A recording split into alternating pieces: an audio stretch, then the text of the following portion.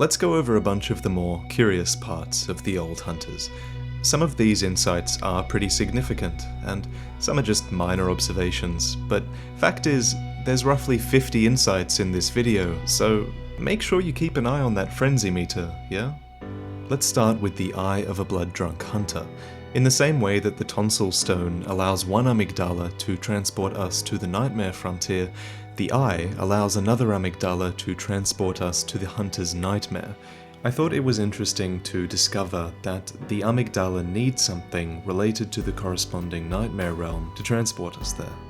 Next, the grave that connects the hunter's dream to the hunter's nightmare is also the grave we find the old hunter's bone at in the waking world.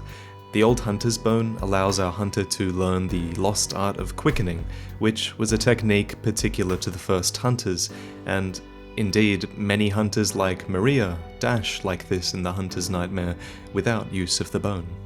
Third, there's a deceased amygdala in the nightmare, and as we discover this new realm, we learn that nightmare realms are almost certainly linked to one another. They all have amygdala, they all have winter lanterns, which are based off the doll in our dream. The ship masts in the fishing hamlet can be seen from the nightmare frontier, and even the washed-up corpse of Koz looks kind of similar to these things in the Nightmare Frontier.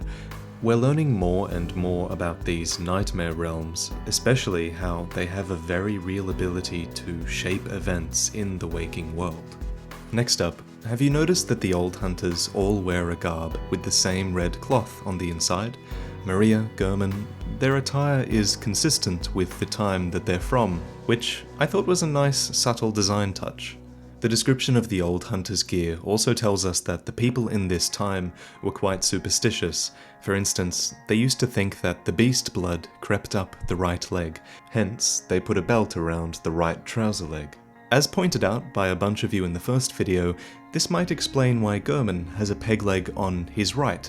Some of you suggested that it might have been amputated in some outdated method of prevention. And German and his peg leg both are viewable in the trailer for the old hunters. Have a look here, you can just see his peg leg, which is curious because it doesn't just make it any old hunter wearing German's garb, it's German himself walking through the fishing hamlet here. It places German's character undeniably within the events that the old hunters depicts, and we'll go into a bit more depth on that later. For now though, look at the bloodlickers you come across in the Blood River. I used to think that bloodlickers were limited to Canehurst, as if there was some sort of strain of the old blood that created them, because they're so different to other beasts, but because they're here, it makes it more likely that bloodlickers just appear where a lot of blood has to be present. The bloodlickers in Canehurst, for example, they likely appeared when the big slaughter took place there, where the executioners wiped out all of the vile bloods and slaughtered them. These bloodlickers would have fed on the corpses, but years have passed since then, so all the bloodlickers there are skinny and roaming for food when we encounter them, but the ones here in the nightmare in the Blood River are fat and bloated. In the old hunters, there is a heavy concentration of items and NPCs related to the powder kegs.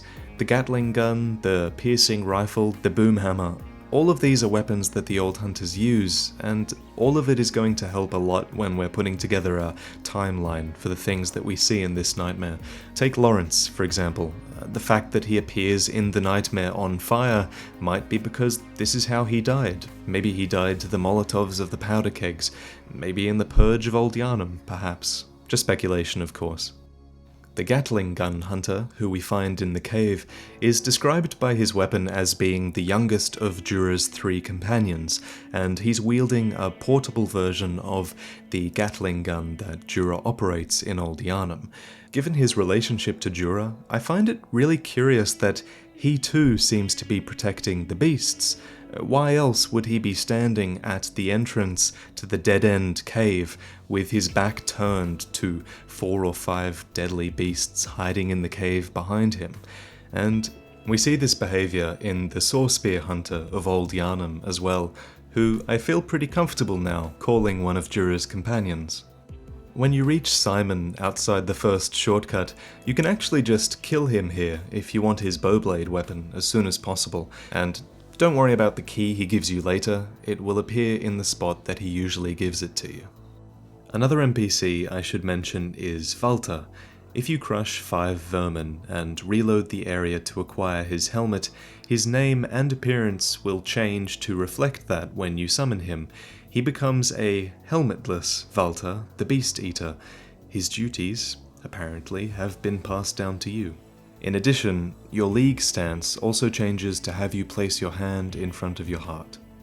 Before we start talking about Ludwig, do you remember this snail girl that fell from the sky?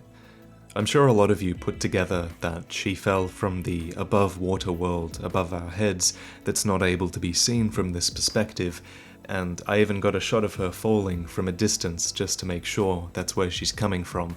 Someone pointed me to this video recorded by Reddit user Dr. Xanthine MD, who discovered that you can actually revive the snail girl using the Madara's whistle on her corpse. It must activate a part of the hitbox that's untouchable or something, because you can't damage her otherwise. Now, onto Ludwig. How many of you had this little blood corpse survive the fight? It's surprisingly difficult to keep him alive, and altogether pointless, really. He just chuckles to himself once the fight is over. And if you look closely at Ludwig, you do realize a few things. He has eyes on the inside of his little growth here, and he's also wearing what looks to be the executioner's garb, and his moonlight greatsword is strapped to his back during Phase 1. It's really cool to see that he retains a bit of his humanity when he lays eyes upon it. If you leave Ludwig's head alive after talking to it and reload your game, you'll reappear to find that Simon put Ludwig out of his misery instead. There's an arrow through his eye. A couple of you guys in the first video pointed this out to me, and I thought it was really cool. But it was only after I watched a German spy's playthrough that I figured out how to get the most dialogue out of these characters, and that's interesting information for me since I need to record this dialogue. You should check out a German spy's playthrough, by the way. He's got one of the most knowledgeable playthroughs of the DLC out there, and he uses some pretty overpowered techniques. Moving on past Ludwig, did you know that if you die outside the bell ringer's room, then he'll say this? Unending death awaits those who pry into the unknown. Up ahead, in the main cathedral chamber, we discover that the all-popular How to Pick Up Fair Maidens has been ordered in bulk by the folks in the Nightmare. It must have been recommended by German or something. One of these fair maidens here is dressed in white and recites the same phrases that Vicar Amelia did. Logically, this is Amelia, and logically she entered the Nightmare after we killed her. She prays in a different location now, but she's still potentially praying at Lawrence's skull. Send the elevator up without you on it. Go underneath and you'll find Lawrence's human skull and the church cannon. One of the coolest little details on the elevator is the surgery altar itself. Putting aside all of the symbolism involved when we insert eyes into the inside of the skull and ascend into the heavens, how many of you actually noticed that there is a beast underneath the table? I caught onto this when I read a tweet by Hellkite Drake, another uploader who you should check out.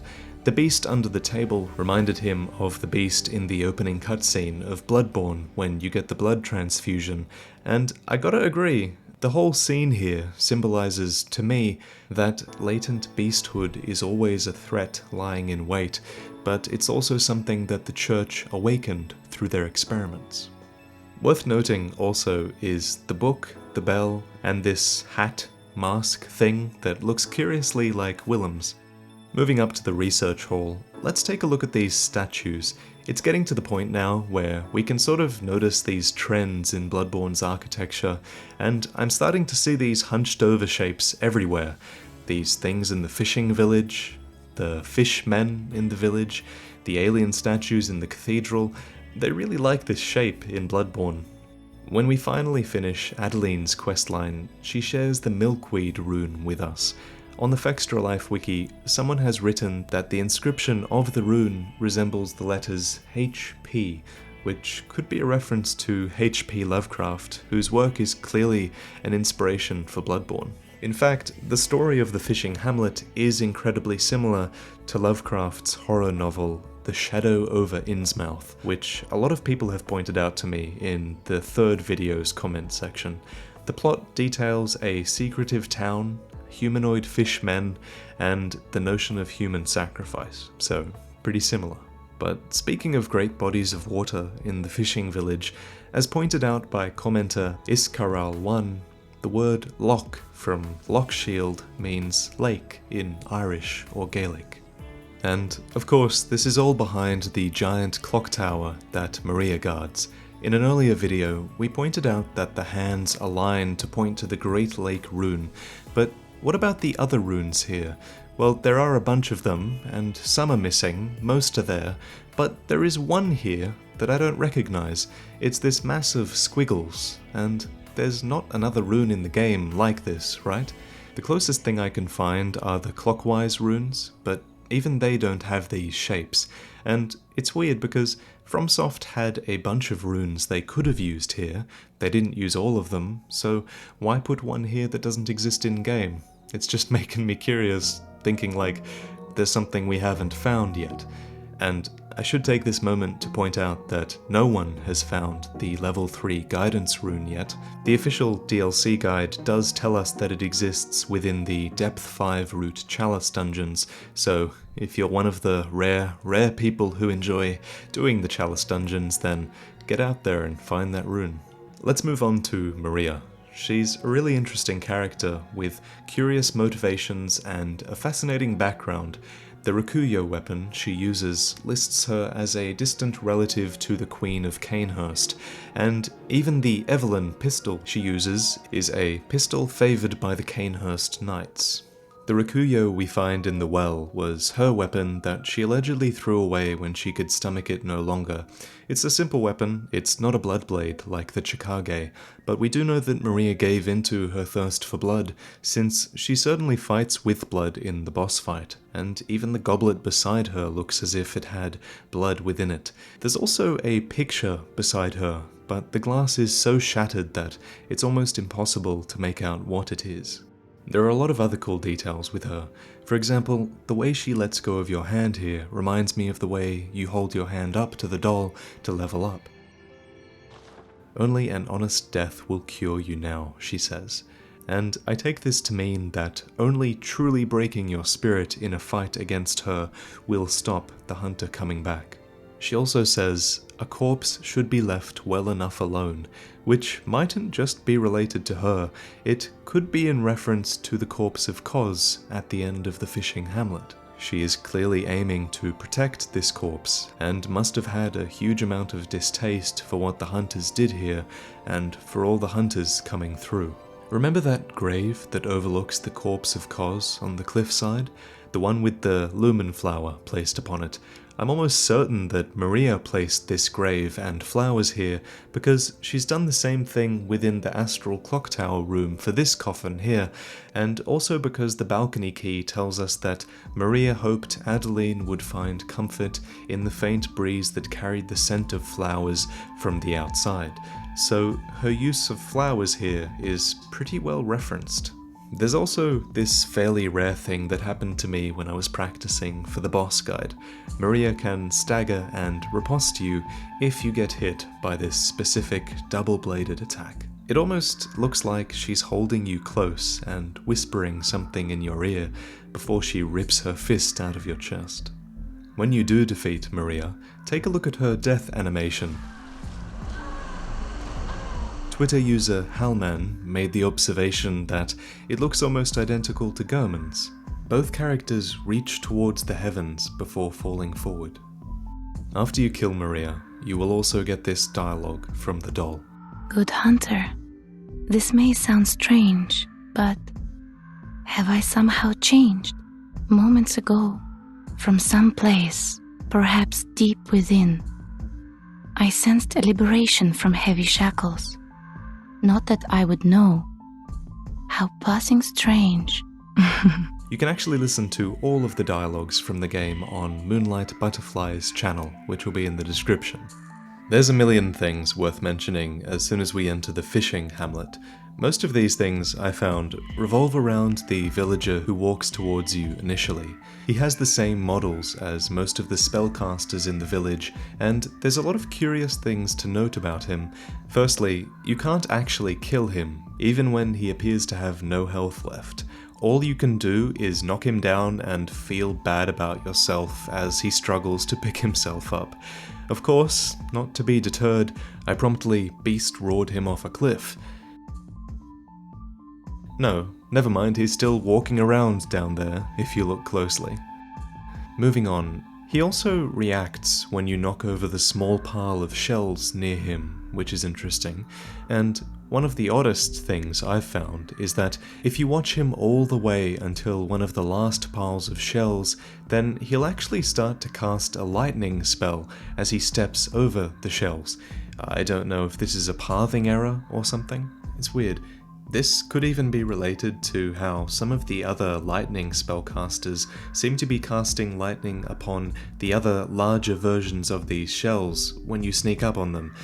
Why they're casting lightning upon shells, I have no idea. Let me know in the comments below if you have. If you talk to him with the milkweed rune equipped, then he gives a ton more dialogue, and he also gives you an arcane spell, as I've mentioned in another video. Also, by the way, did you know that this cauliflower head glows in the dark? When you kill the orphan in the ending cutscene, you hear this chant, which is likely spoken by the male villager at the start. But this dialogue and the chanting in general, it isn't that unique. After you kill the orphan and the rain goes away, you can hear the chants of the voices in the huts more clearly. Here's what I think they're saying.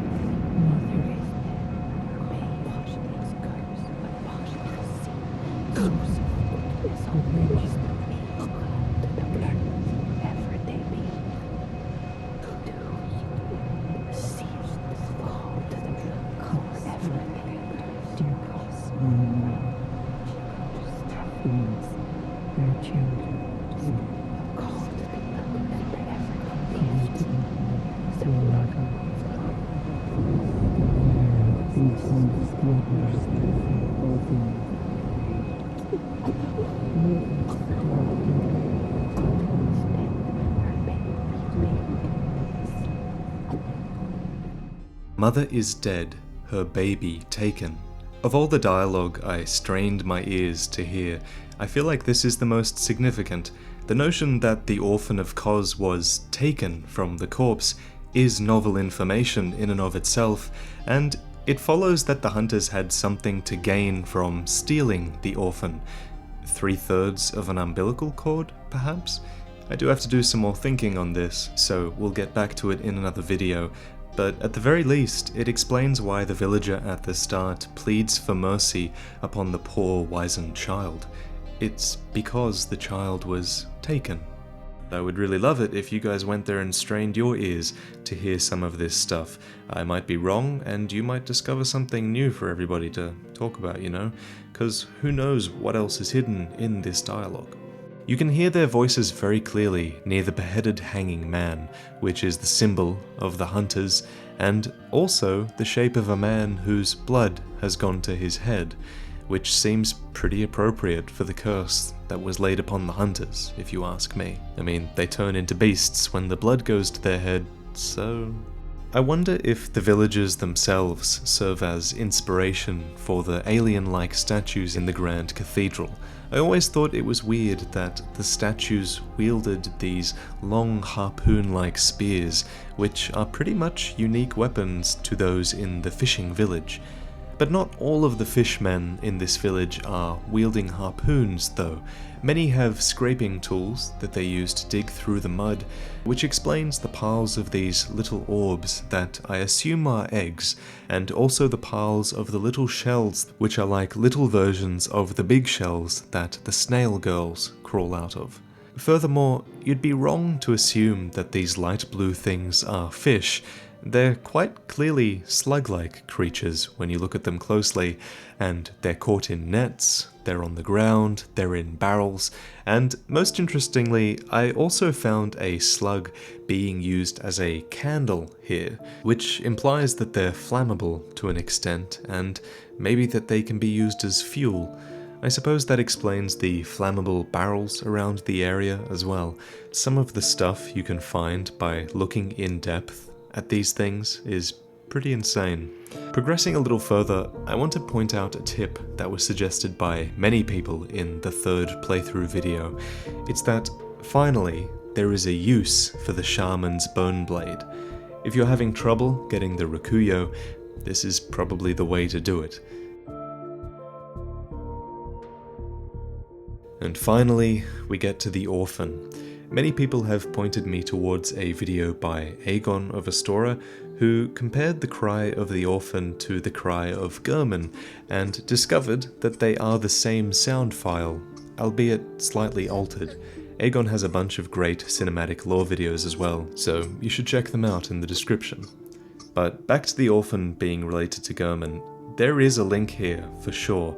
For one, he's wielding a weapon that has the same sort of shape as German's scythe, and also, when you kill the orphan, the doll gives you this dialogue, undeniably linking German to the orphan somehow. Oh, good hunter. I can hear German sleeping. On any other night, he'd be restless. But on this night, he sounds so very calm. Perhaps something has eased his suffering. Oh, and one more thing. It's probably the most amazing thing that I've ever discovered.